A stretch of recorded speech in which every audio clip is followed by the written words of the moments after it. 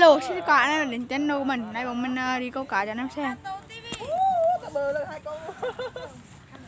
Mày chục cây đấy. Ôi xuống. Hai người gặp nhau. Ok mình sẽ chuyển Ok bye bye anh em, gặp lại em trong những clip sau. Thấy hình luôn. Bye bye mọi người. Đi cùng mình nha, thì mình tiếp tục là câu cá anh em ơi.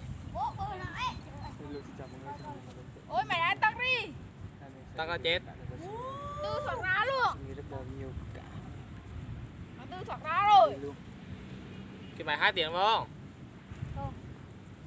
Ôi con lại 1,6 phút 1 tiếng rồi.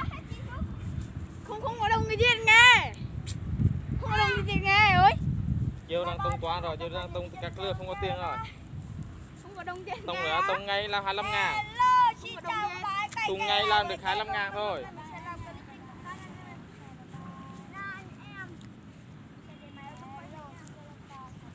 Thằng bấm qua tương tác luôn.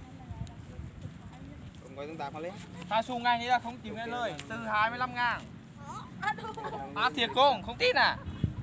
À đủ khó nữa. À đủ ha đi. Hello xin chào mọi người. Sao được tôi Mình sẽ review của bạn. Anh nào không có tiền. Anh trả tiền tụi bay chứ không phải là giá trả tiền tụi bay cho đủ tao mình nhận tiền à? Cú tin từ không? Từ tôi bắt dày nữa 25.000 nữa. Từ tôi hồng lão quay lượng 25.000 nữa. À thằng này ta thù một cái mọ chứ. Đâu không giận ấy chứ. Mẹ quá tao thuộc chết chứ. Không tin à? Rồi một cái. Mày đem một cú. Bị mọi người tao. Đừng lão luôn á. Tao đạp một cú chết tao trộn luôn.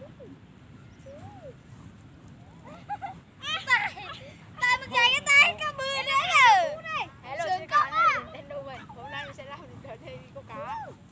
Đi cá tại với súng này. Ui. Tao cho một tái liền nữa. Tao sẽ tôi đùa tao có một tái liền, nổ một tái liền chứ. Tao cho nghỉ hết. Nghỉ đi. Khỏe. Xuông mai là ở nhà. Ok. Để hướng chứ. Hướng nhà. Không, mai anh cho nó xuông ở nhà cái quay nữa. Vẫn đang khóc răng. Thế bằng tay nữa tê. Đù mà có chân bị đâm. Tao làm gì à?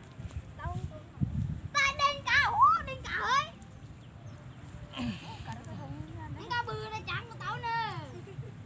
Đấy. Ở trước bên mặt đó cơ.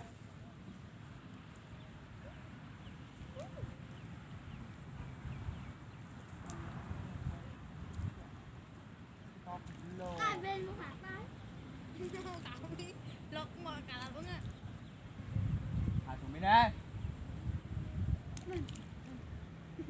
Ôi pháo. Pháo tài lôi Một tuần cho thì 2 triệu nó đi đến vì mất khám là tài khám tân. Nó phí đến cả chết luôn á. Cái cứng luôn.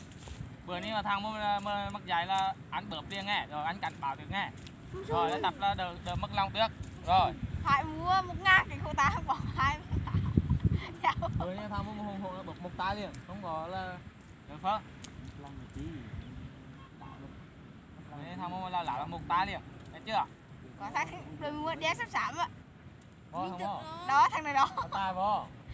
À thằng ê, còn ai lên cả hôn, phòng sinh cả hết luôn. luôn. Còn ai lên cả hôn ra, bỏ mắt lên cả hết luôn.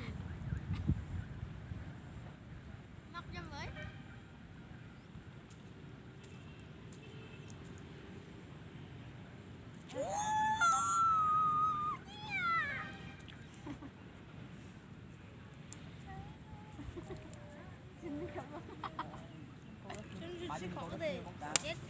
Hay không? Đập tiếp tới khó.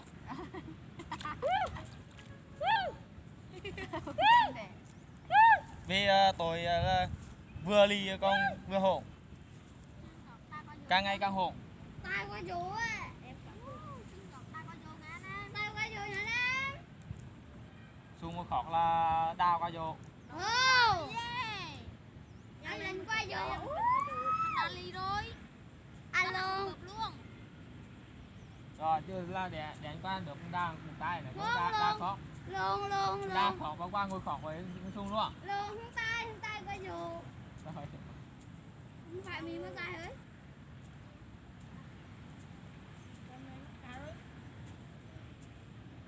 Còn cái xuyên nó còn e. Đang vô mệt rồi đó. Đang qua vô mệt đà đó. Cái môn chỉ có vậy chứ. Chắc để một cái hối thiệt chung một thiệt khô á. Họ cũng là Có một cú là số trong hồ luôn.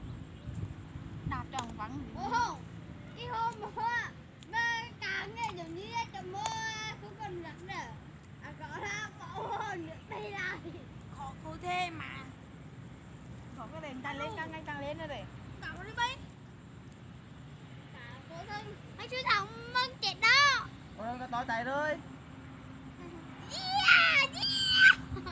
Thế là đắng con nhang nữa hả, đắng chưa hẳn kẹo nữa. Cái này anh đưa trên nạ vai. Cái đó thì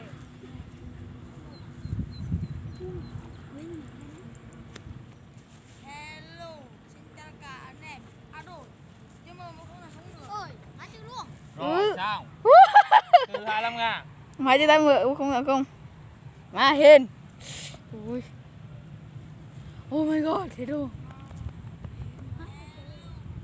Chết đánh nhúng.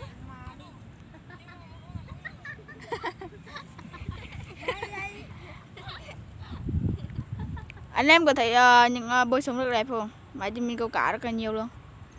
Đó, anh em thấy bơi sông rất đẹp luôn. Tôi cũng gần tuổi rồi, anh em thấy tôi cái tuổi chưa?